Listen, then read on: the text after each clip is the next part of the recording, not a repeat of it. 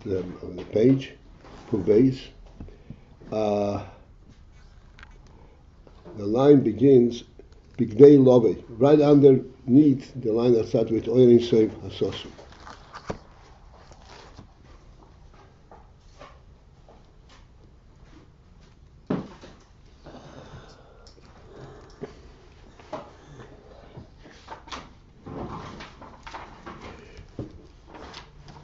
Tzion, we already discussed. I think we discussed it to the extent that it's possible to discuss it. The rest is up to our own seichel to dig in and to focus in and to recognize what there is concealed in our soul. And this tzion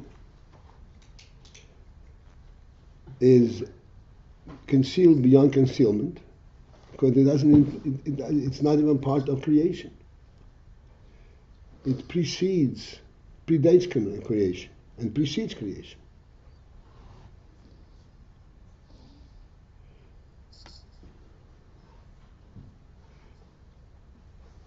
And bichday love, I'm starting from the beginning of that line, bichday love lozeh, in order to come to this, to come to touch this tzion, or the Rebbe said the way it is sensed by us is the RASHAB de Liebe. RASHAB de Liebe, as we pointed out, the desire of the heart. There is an innate desire in the heart that does not begin from any kind of experience in life.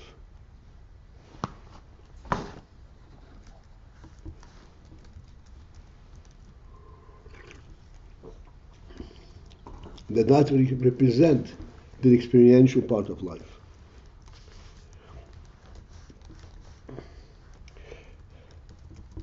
It is the heart striving and connecting to a supreme truth.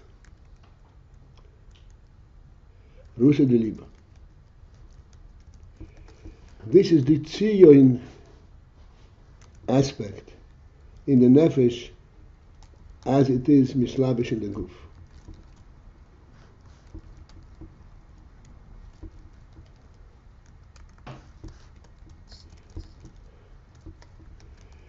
Bichday love lozeh, in order to reach that point of RASHAB de Liebe, or the Tzion shebenefesh, hu alidei hamishpat. It is alidei hamishpat, through the process of mishpat. By engaging here in our experience, engaging in mishpat, this is how you reach Tzion. What is mishpat? The mishpat who say the hadrog, mishpat is judgment. Judgment, this is that which comes and is developed in an orderly fashion, and also in a graduation fashion, from bottom up.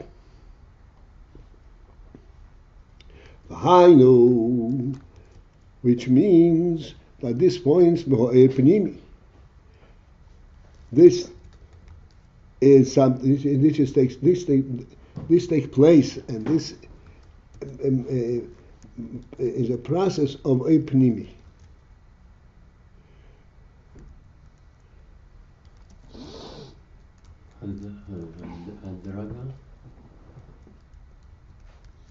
You don't see it? No, I heard. What is Hadroga? Yes, Seder Hadroga. Sorry? Seder Hadroga. Seder means order. Yeah, I know. Hadroga. Hadroga means graduation. Darga means a step. Oh. Graduated fashion. Step by step.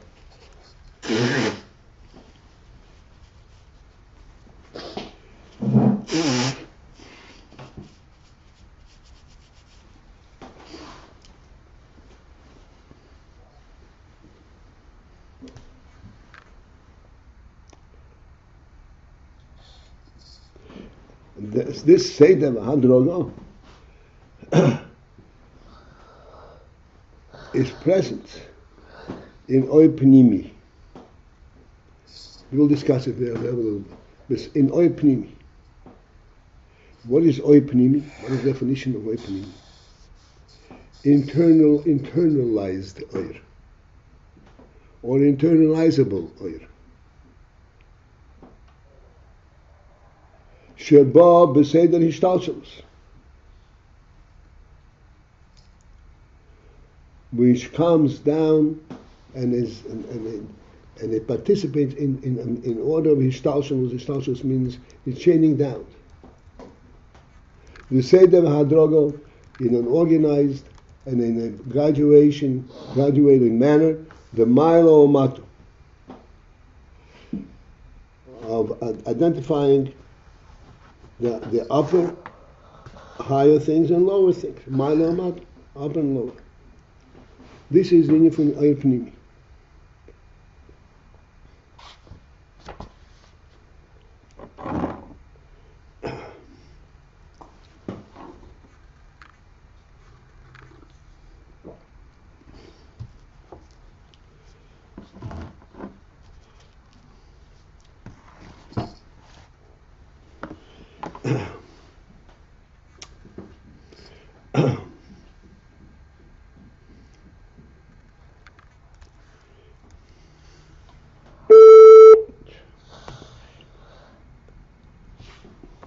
Let's see if we can pin it down in our seichel, in our experience of life, in our own insight.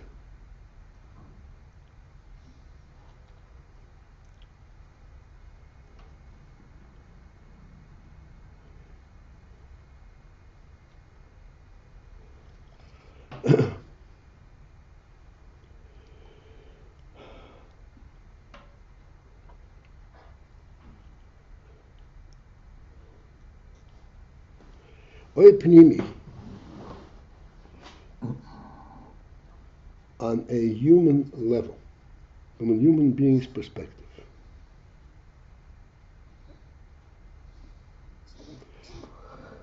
Like we said the other day.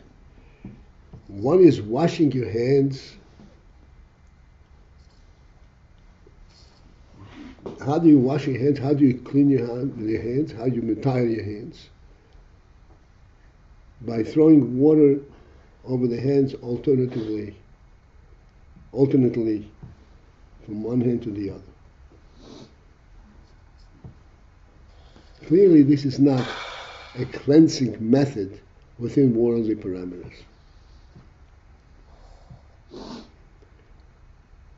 It is just so to speak, an allusion to cleansing. If it's an allusion to cleansing, so what are you doing?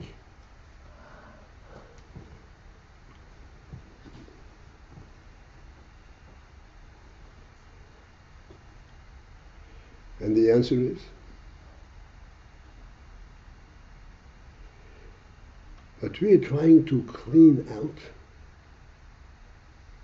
by washing our hands is not cleaning out also a tangible impurity or dirt. We're trying to clean out an intangible impurity.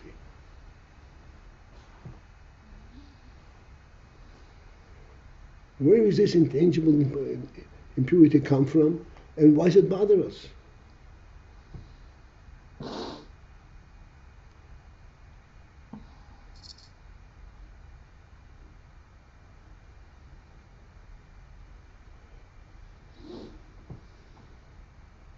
And the answer is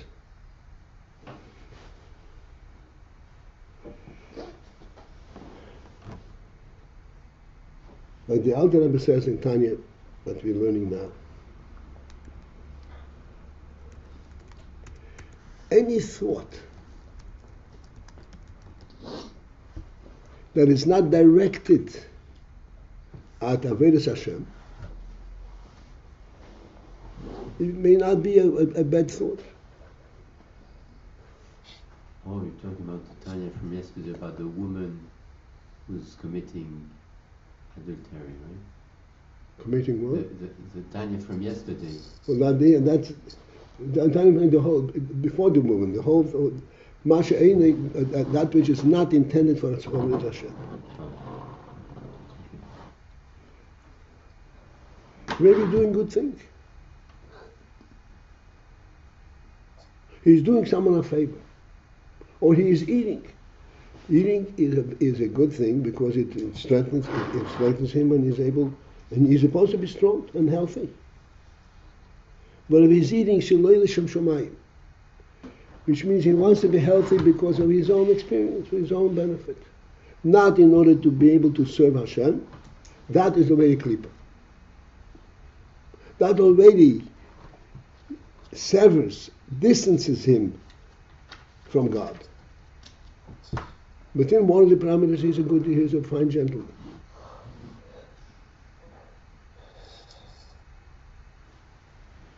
How does physical water Okay, we'll come to that. help in that regard? What? And physical water No, you're jumping the gun. effective there.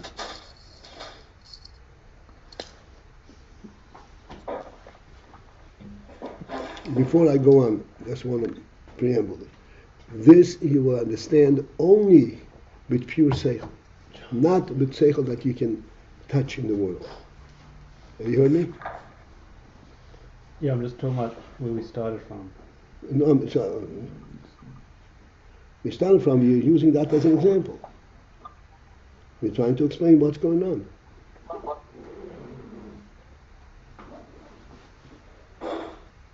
What? Can hear. Okay.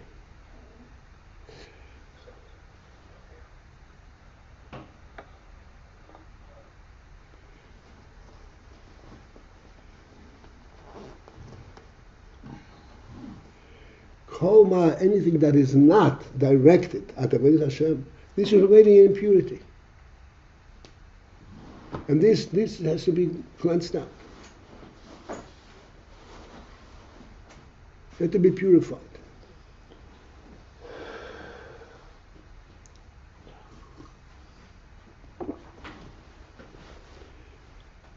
In other words, we're not talking something which is identifiable within worldly parameters. It's not touchable. We use a mechanism that's within world. That's what's. That you ask later. Wait for Fine. this is the solution already. Come on.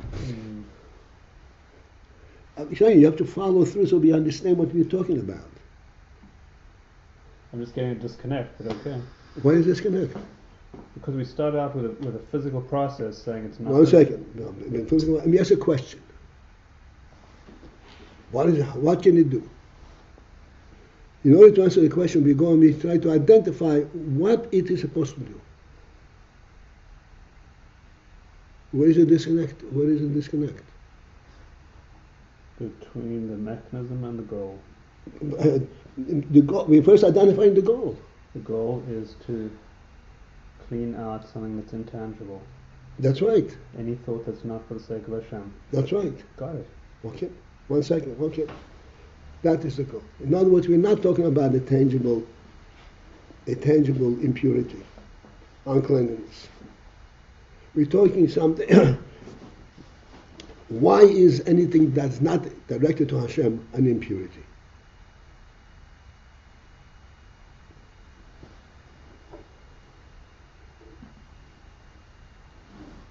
How does it interfere with your life in the world?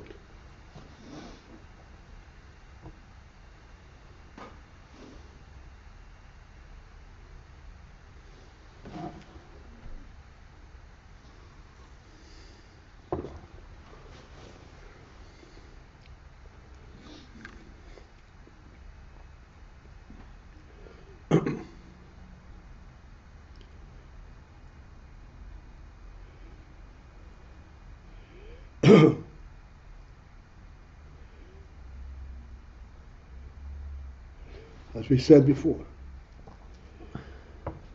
there is that element called Tzion, and this is sosim the hostim. Not only is it not tangible, but it's not even visible. There's not. It's concealed within the truth which is beyond worldly truth. And that is what provides, what initiates all of existence. And that is the level of existence that we want to relate to within our physical world. But we want to forget about it. We want to relate to the initial reality that conceptualizes existence.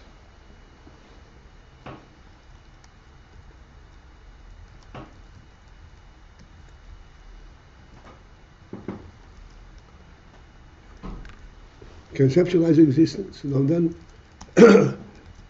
how do you identify it within existence? You can identify within existence only symbolically, by Simon, by Tzion. You can identify it with the existence, tangibility itself.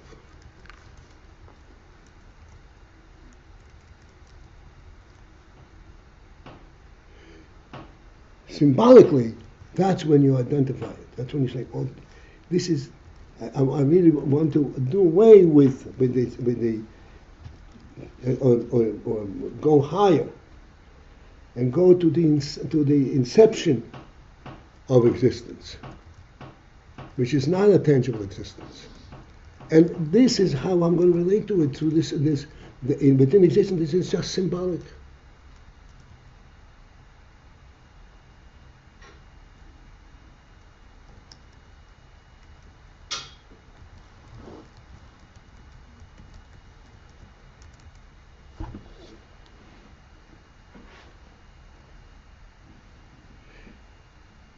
You can go through the entire line of your activities and Torah missions. You'll see that it's primarily symbolic. Shabbos, we keep Shabbos, but Hashem, everybody knows how to keep Shabbos.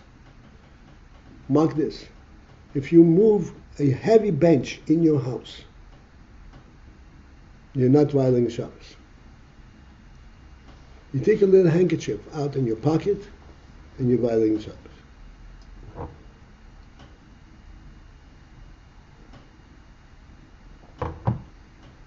You're talking on a different level of identity.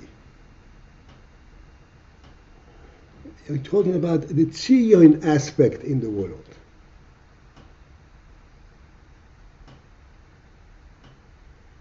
The symbolic aspect in the world. Symbolic aspect in your nefesh. Prior to creation. Like we said yesterday, said Makiv is the highest thing in the creation. But this is higher than Makiv, than the creation.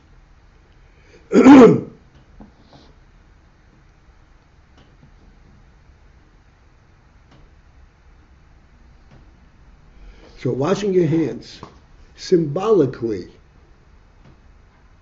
this is how you relate to this Tzion aspect in the world.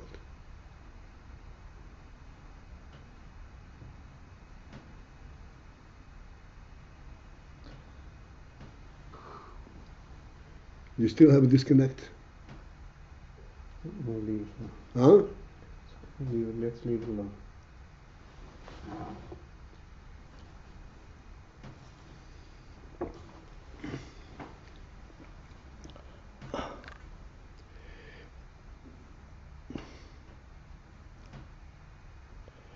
And that occurs b'mishpat,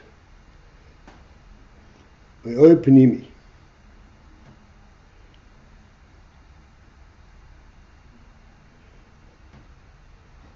Why boy pnimi? This is left here.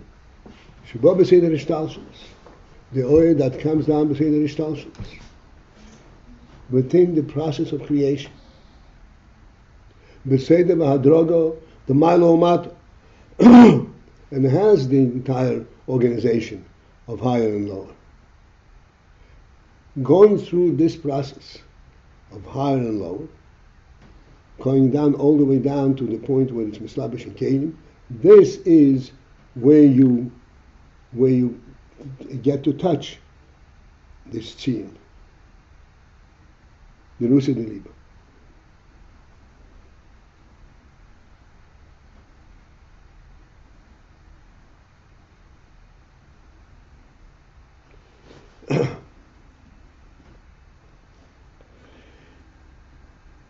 If you focus in onto this,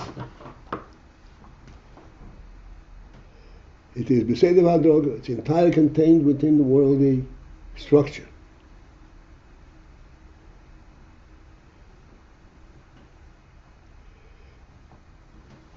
Within this worldly structure, you give it certain parameters, certain rules, which do not make sense from a worldly perspective.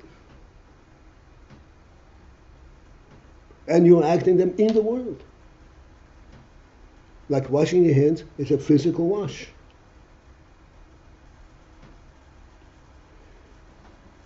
So you're acting it in the world in a physical way, but it's not really relating to it. It's not really demonstrating a worldly aspect. What is the message there? That in the world there is something concealed, totally intangible. And it is in the world because you're saying, I'm washing my hands. Washing my hands is a worldly term.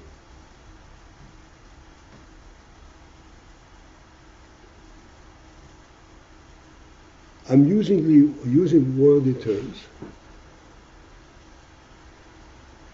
but in super worldly, in non-worldly recognition, on the symbolic level. And I say, this is the real truth that I'm relating to.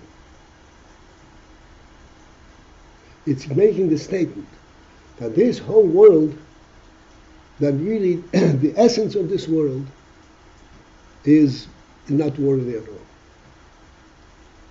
What holds this world up? A supreme divine presence.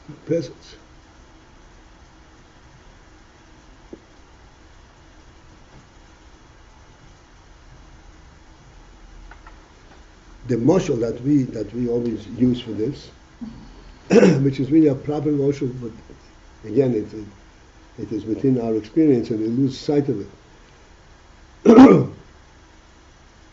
A person in his home occupies the entire home. How?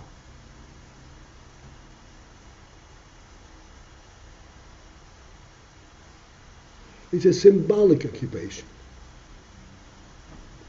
And he gets it because there is a divine command, gift, that he has that right. This is not something that he can acquire through some kind of a physical process.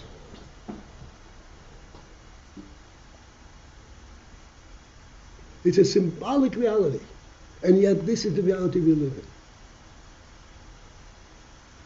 To the extent, like we said, somebody climbs into your attic and he says, you have no right to throw me out because I'm not bothering you, and you say, absolutely, you get out.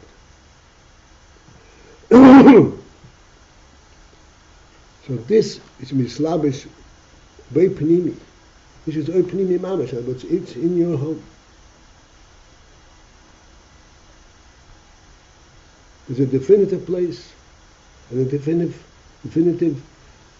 usage of the place.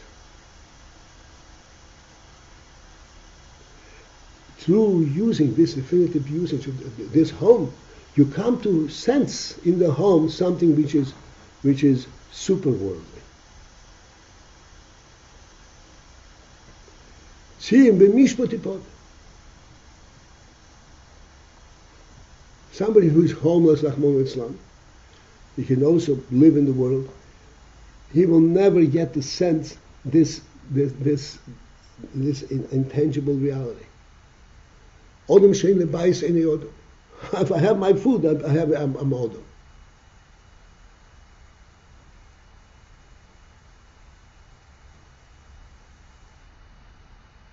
This is something which comes down through the process. Starting from so to speak, the higher, lower, higher, in other words, from a more spiritual aspect, until you reach the point of a simple presence in the home.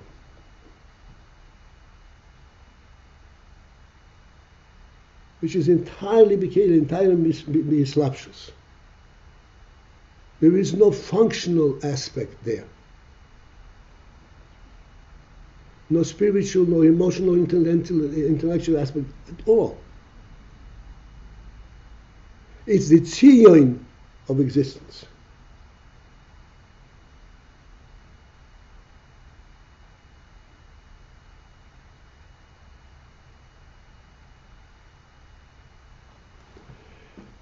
This is what we're saying.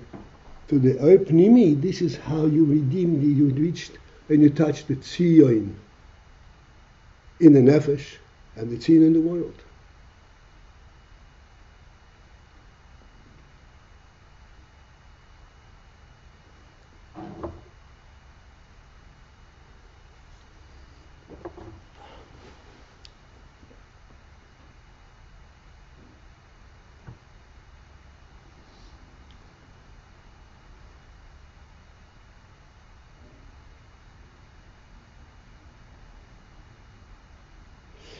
Okay, let's continue in a few minutes. We're on the line that begins with Shalamayla Mihishtalshalus. Through the pnimi dafka, only this process allows you to boim that can come lahoya Shalamayla Mihishtalshalus, to the order that's Shalamayla Mihishtalshalus. Uba avoido. This translates in Avodah. Who? This is describing in Avodah the following.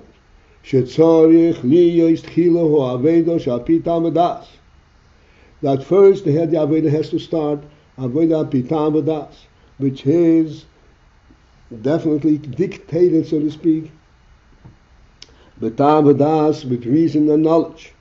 It makes sense.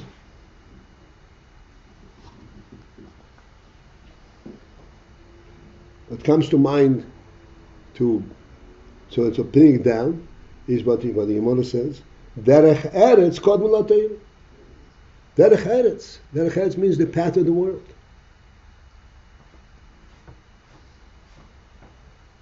Path of the world. The worldly path, how is this going to bring you to Torah?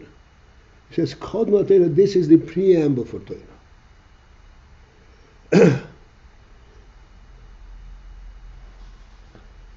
Because through Derech Eretz, you come to realize to recognize there are things in Derech Eretz that will translate in a symbolic level. For example, Derech Eretz. The halacha, interesting. The halacha engages in every aspect. The halacha gives us the process of eating a meal at the table of the rabbis. You are a guest in somebody's home, and food is being served. You're not allowed to pick up the fork before the rabbis does. Who is hurt by it? You already have your food. There's a whole seder how this is supposed to be done. Who gets served first, or who puts his hand out first, and so forth.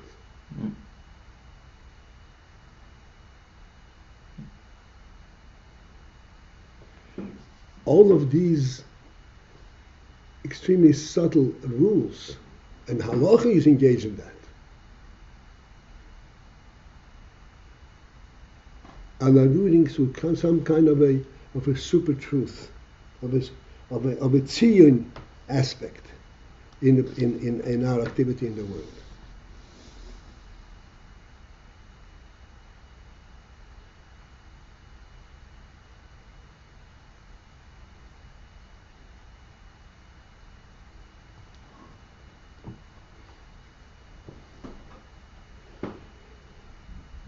And that's what he said. Al deho pnimi davka l'hoya shel maimet.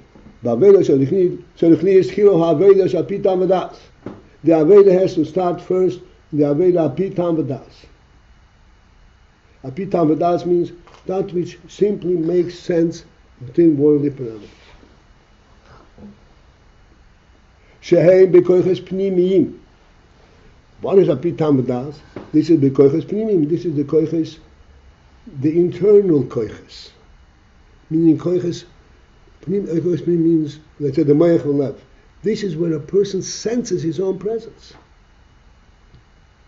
In moyach v'lev. This is where his presence in the world is real to him.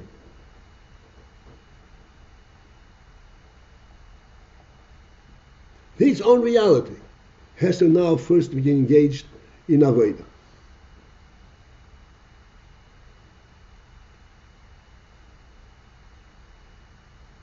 Das ist koiches pnimi. ועל ידי זה בואים לבחינת ארוusal בליבה. And then through that, one comes to the bechina of arousal beliba.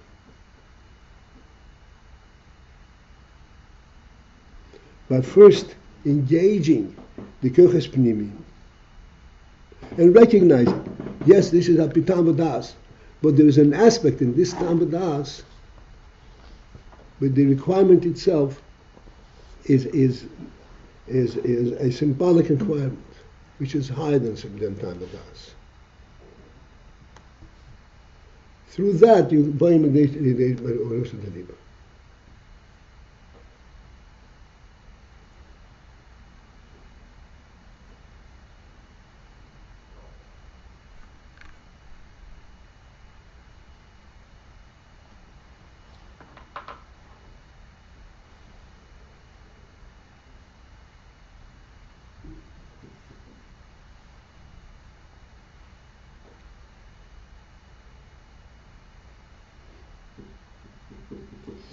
Okay, this will be it for this morning.